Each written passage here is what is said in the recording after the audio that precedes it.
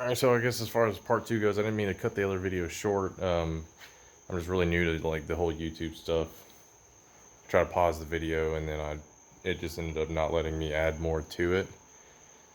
So I got the passenger side head off, as you can see here. So a little lopsided motor now. With all the water pipes out of the way, it's pretty straightforward. There's 8 head bolts that you have to get or hit. Let's see that again. So they are those hex heads in there. Sorry, that one. So there's 4 on the intake cam side and 4 on the exhaust side.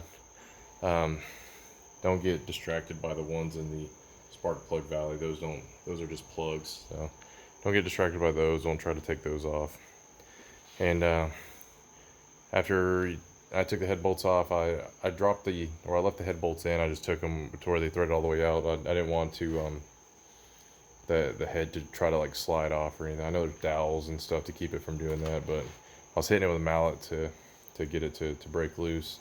Took a little bit of a beating before I got it off, but so now I'm going to take the exhaust side off, or I mean the driver's side head off. Hopefully I'll be able to break the head bolts loose. On the passenger side, there was one small 10mm bolt that sits right on the back of the head that goes in right here that has to come off as well. Other than that, it's pretty straightforward. The 8 head bolts and that small bolt there, and it pops right off just with some hits with a mallet to break it free. So I'm gonna give the driver's side a shot and be back in a few minutes. Alright, so what I'm using, I picked up just this size 10 hex head socket for those head bolts. It is just 3/8 inch drive, so actually I had to put a 1/2 inch 3/8 adapter on there in order to put it on my breaker bar in order to break torque. I had a 3/8 inch drive. I had probably about 6 inch extension on there, sheared it completely.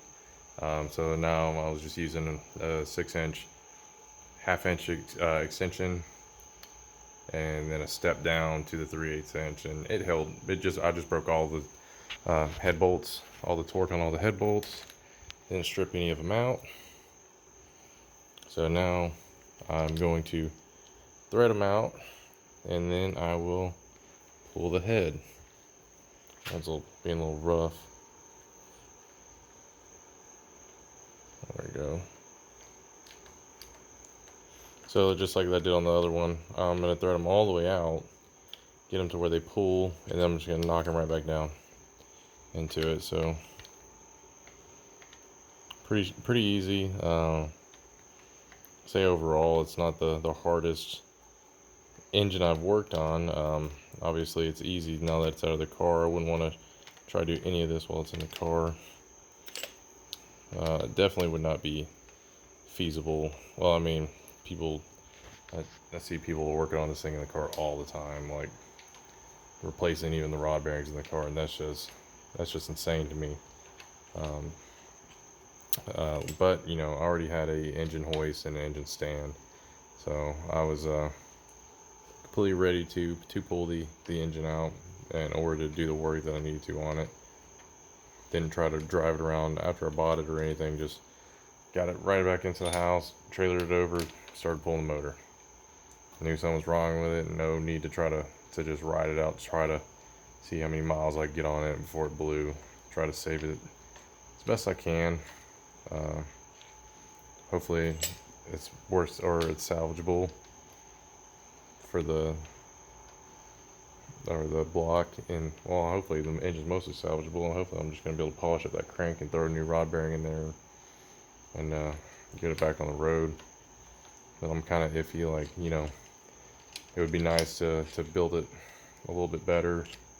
That way I could try to find a used twin turbo kit to throw on there and NIS tune and injectors and the whole nine, and get it running as a twin turbo engine. But I really just want to enjoy the car just a little bit at least. So I'll get this rebuild done and hopefully get it back in the car, and hopefully the transmission is good too, because since I wasn't really able to drive it, the clutch was absolutely smoked on it. If you may have been able to see from, well, I don't know if I showed in the previous video, it was trash. It had a 6-putt clutch in there, and it was absolutely trash. I've never seen a clutch or flywheel so abused, I should say. It was, the flywheels, I'm not even gonna be able to resurface it. I'm gonna have to just get a new flywheel. So, I do believe I got all the head bolts, so now I'm gonna go ahead and pull the driver's side head, and I'm gonna call it night because it's after midnight now, and I need to get to bed. I need to get cleaned up and get to bed. So I'll be back momentarily. Alright, so just before I try to get this head off, there is one little bolt in here hiding right about there, on the front side of the head.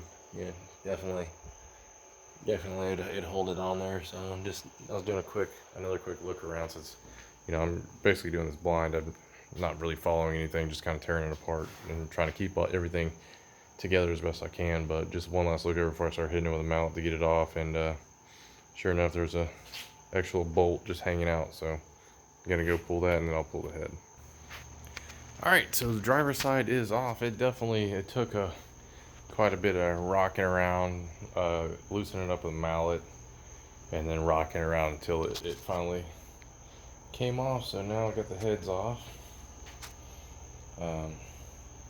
Ignored the piston positions. I do have 5 and 6 rods disconnected from the crank, so they're gonna look a little off. But well, heads are now sitting over here on my toolbox. Did get extremely dirty coming off of that second one. Oil ran out of it and all over me, so time to call it a night. Definitely probably be easier to rotate that thing around now that the heads are off. And yeah, so wish me luck in the future as I try to put all this crap back together. So now it's all spread out in organized chaos, I'll say. Kind of know what's going on, where it's at, as long as I don't take too long putting it, or get all the parts, put it back together. I should, for the most part, remember how it goes back together, hopefully. So, alright, so I guess more updates will soon to come whenever I start ordering parts, or whenever I start tearing into this thing a little bit more, and you guys can see what's going on with this thing. So take it easy, man.